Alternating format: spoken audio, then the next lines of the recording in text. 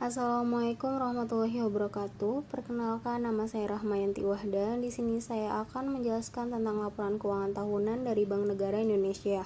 Sebelum itu, saya akan menjelaskan tentang apa itu laporan keuangan dan apa saja fungsi-fungsi dari laporan keuangan. Baik, langsung saja. Yang pertama, apa itu laporan keuangan? Laporan keuangan adalah laporan yang mencatat dan merangkum semua transaksi keuangan yang dilakukan dalam sebuah bisnis pada periode tertentu. Biasanya, laporan keuangan dibuat per bulan, lalu dibuat pula laporan yang merangkum laporan bulanan tersebut ke dalam laporan periode 3 bulan, 6 bulan, hingga setahun. Kemudian, apa saja fungsi-fungsi laporan keuangan? Ada 4 fungsi dari laporan keuangan. Yang pertama, laporan keuangan dapat menggambarkan kondisi perusahaan. Yang kedua, laporan keuangan sebagai bahan evaluasi kinerja, perencanaan, dan keputusan. Kemudian yang ketiga, laporan keuangan merupakan bentuk pertanggungjawaban perusahaan. Yang keempat, laporan keuangan menunjukkan kredibilitas sebuah perusahaan. Selanjutnya saya akan membahas tentang laporan keuangan tahunan dari Bank Negara Indonesia. Laporan keuangan yang akan saya bahas ada 3 jenis, yaitu yang pertama laporan posisi keuangan, yang kedua laporan laba rugi, dan yang ketiga laporan arus kas. Langsung saja, yang pertama kita akan membahas laporan posisi keuangan. Berikut merupakan tabel dari laporan posisi keuangan. Pada laporan posisi keuangan ini terdapat beberapa aset. Yang pertama, kas. Pada kas, BNI mencatat kas sebesar 15,4 triliun di tahun 2019, lebih tinggi 9,4% dibandingkan posisi tahun sebelumnya sebesar 14 triliun. Kemudian kita lihat pada giro Bank Indonesia membekukan giro pada Bank Indonesia sebesar 37,1 triliun di tahun 2019 dan tumbuh sebanyak 4,3% dibandingkan posisi yang sama pada tahun sebelumnya sebesar 35,6 triliun. Pada penempatan bank lain jumlahnya 47,8 triliun, naik 21,5% dibandingkan posisi tahun sebelumnya senilai 39,3 triliun. Kita lihat tagihan derivatifnya. Secara kumulatif, tagihan derivatif senilai 312 miliar di tahun 2019, turun 48,4% dari pencapaian tahun sebelumnya sebesar 605 miliar.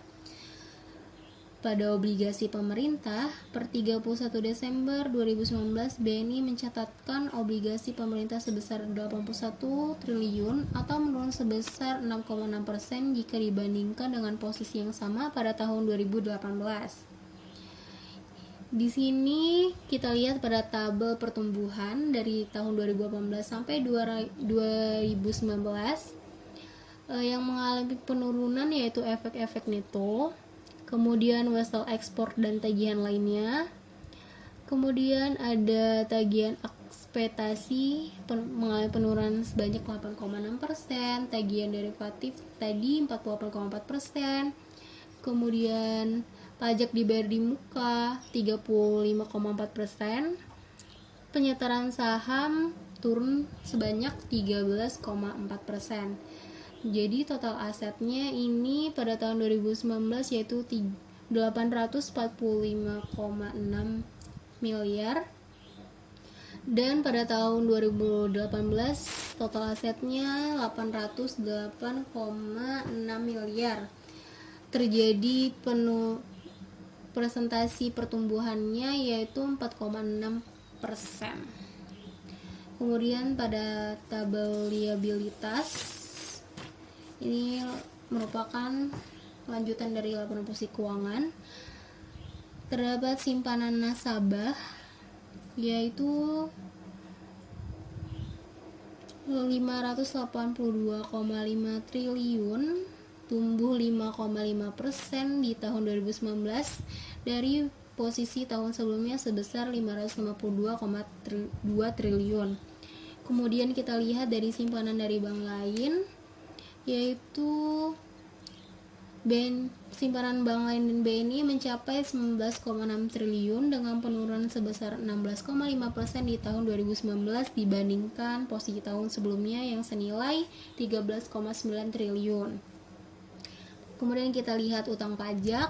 BNI membekukan kenaikan utang pajak dari 481 miliar di tahun 2018 dibandingkan 567,8 miliar di tahun 2019 dengan kenaikan sebesar 8%.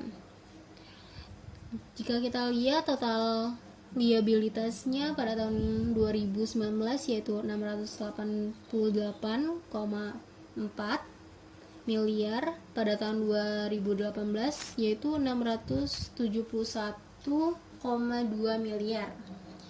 Presentasi pertumbuhannya yaitu 2,6%.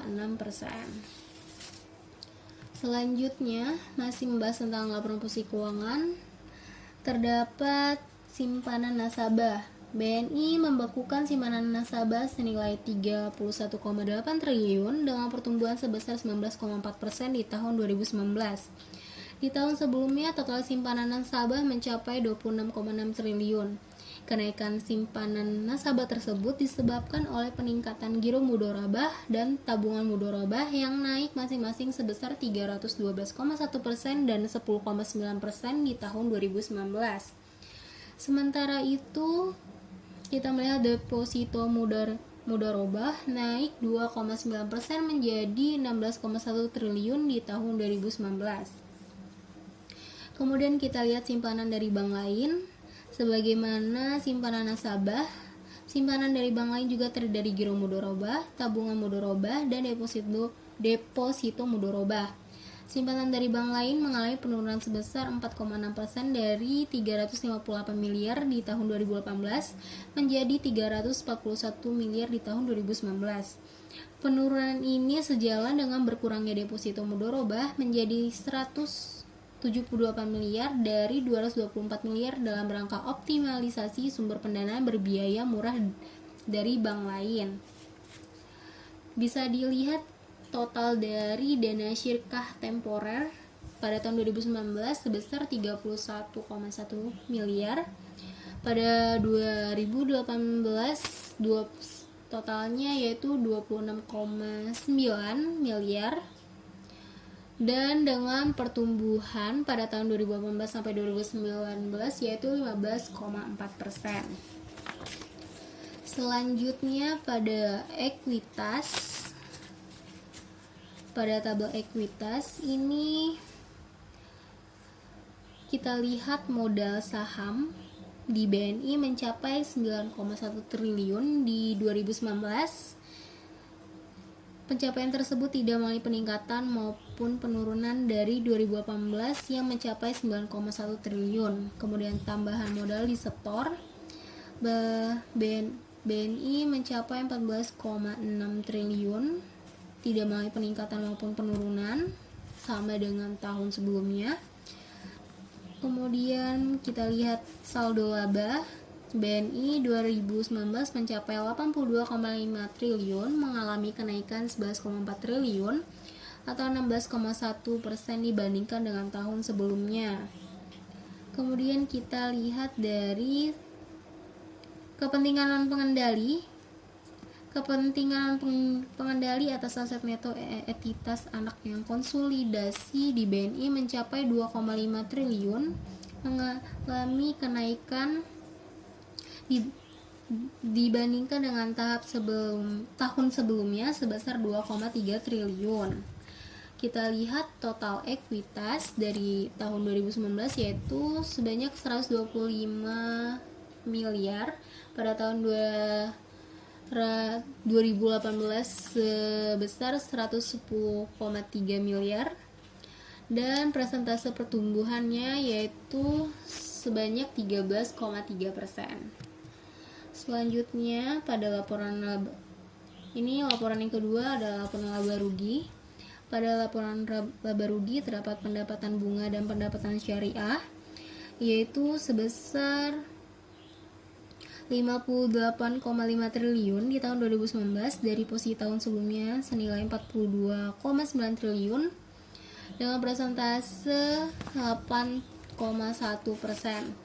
Kemudian pendapatan bunga dan pendapatan syariah mengalami kenaikan pada tahun 2019 yang membekukan pendapatan bunga dan pendapatan syariah sebesar 36,6 triliun.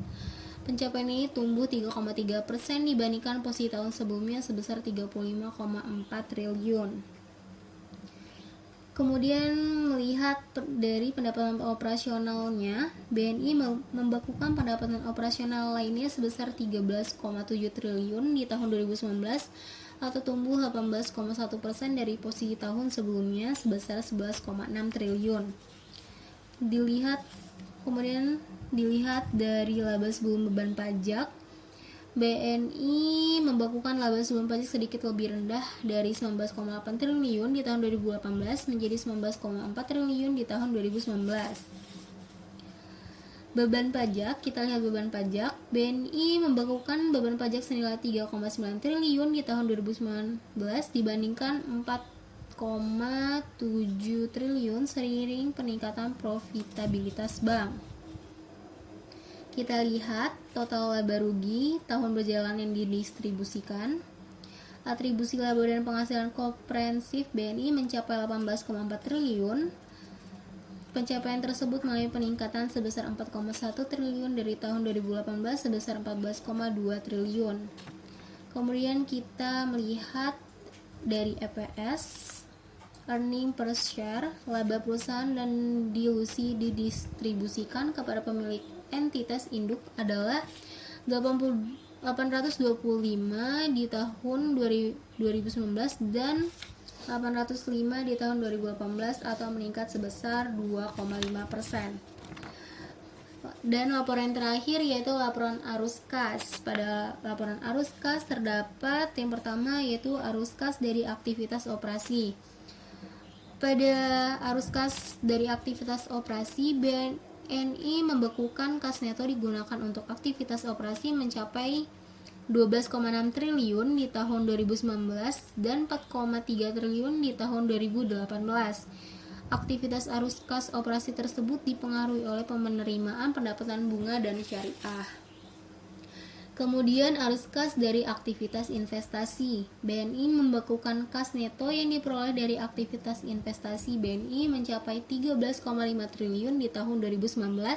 Hal ini disebabkan oleh penerimaan dari efek-efek yang tersedia untuk dijual dan dimiliki hingga jatuh tempo sebesar 6,6 triliun. Sebaliknya, di tahun sebelumnya BNI membekukan defisit kas neto yang digunakan untuk aktivitas investasi senilai 9,6 triliun.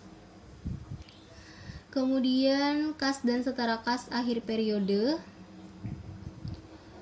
BNI membekukan defisit peningkatan neto kas dan setara kas sebesar 17,6 triliun di tahun 2019 yang disebabkan defisit kas bersih yang diperoleh dari aktivitas operasi dan pendanaan.